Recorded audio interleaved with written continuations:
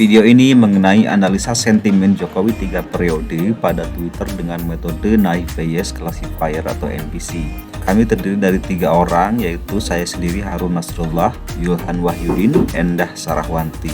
Seperti yang kita ketahui bahwa Indonesia adalah negara demokrasi di mana dikepalai oleh seorang presiden. Indonesia mengadakan pemilu 4 tahun sekali. Dan pada saat ini kita ada isu pemilu 2024, di mana isu tersebut ramai dibicarakan di media sosial, terutama di Twitter. Query yang saya gunakan yaitu Jokowi 3 periode atau Jokowi 2024.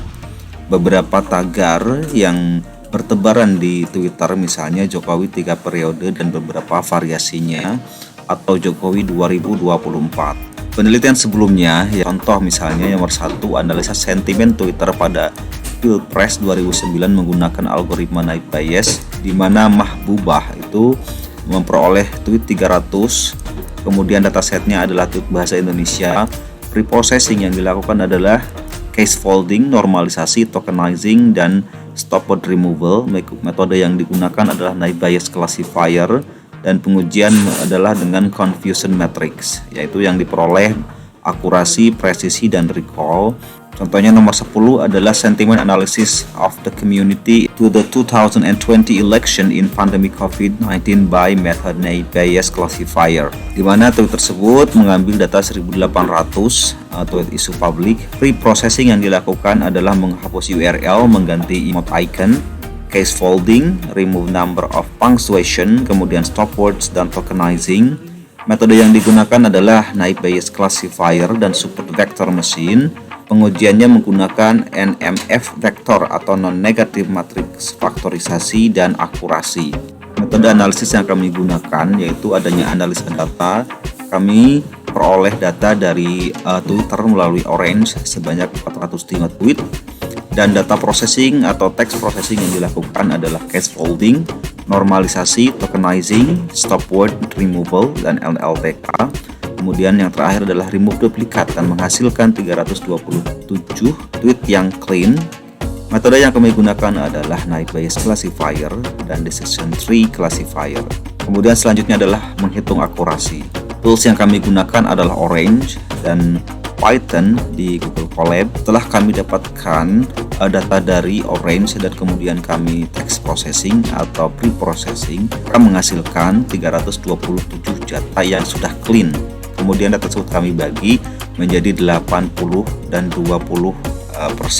Selanjutnya kita akan praktekkan dari awal, yaitu menggunakan Orange dan selanjutnya menggunakan Google Colab. Dari sini saya akan mencoba mendapatkan data dari Twitter dengan langkah-langkah berikut. Yang pertama adalah kita siapkan dulu API key-nya. Untuk query word list-nya, saya menyediakan beberapa kata, yaitu Jokowi 3 periode dengan spasi dan beberapa variasinya. Kemudian juga saya menambahkan Jokowi 2024 dan variasinya. Di sini saya akan mencoba mendapatkan tweetnya maksimum 5.000. Oke, setelah lengkap, kemudian saya klik search dan kita tunggu. Nah, di sini ada 405 data dari Twitter. Save as, saya di sini akan menyimpannya dalam bentuk Excel. Selanjutnya kita buka Python. Oke, kita akan mengimport library dan membaca file yang tadi sudah saya simpan. Saya drop ke sini atau export ke dalam Python.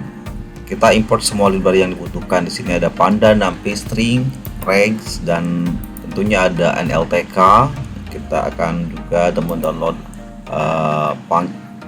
kemudian stop word dan NLTK tokenize dan probability corpus, dan kita akan menginstal dulu Sastrawi dan Swifter, nanti digunakan untuk stemming.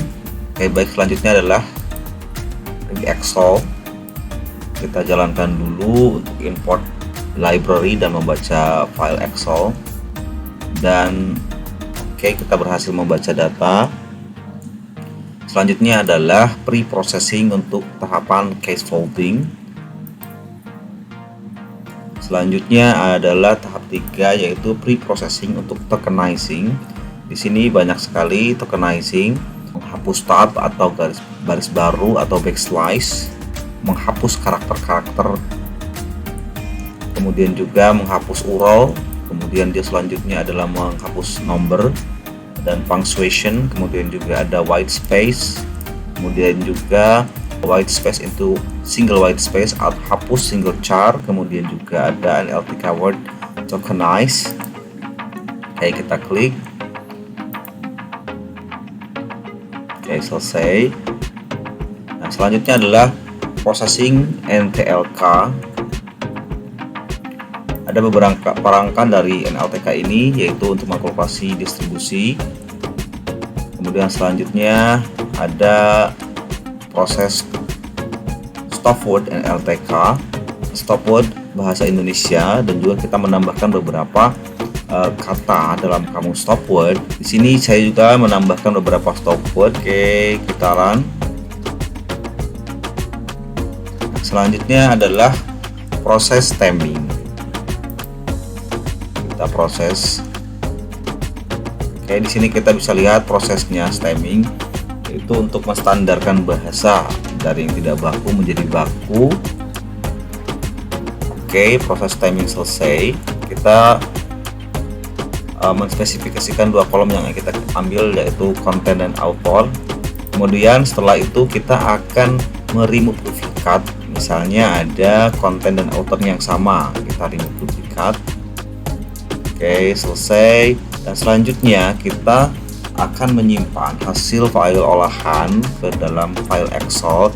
Nah, tahap selanjutnya adalah memberi label data secara manual. Berikut adalah hasil labeling, di mana di sini ada tendensinya ya atau no, atau positif atau negatif. Di sini selanjutnya kita import hasil labelingnya ke dalam Python. Kemudian di sini kita mengimport Panda, kemudian juga sklearn untuk fitur extraction.txt, kemudian juga model selection. Di sini juga kita akan mengimport iBias, decision tree, read Excel data yang tadi, yang ini, yang hasil processing yang dari labeling. Kita klik. Kemudian selanjutnya adalah di sini saya akan memilih konten dan kolom label, kemudian juga akan merename konten menjadi teks dan label menjadi label dalam huruf kecil.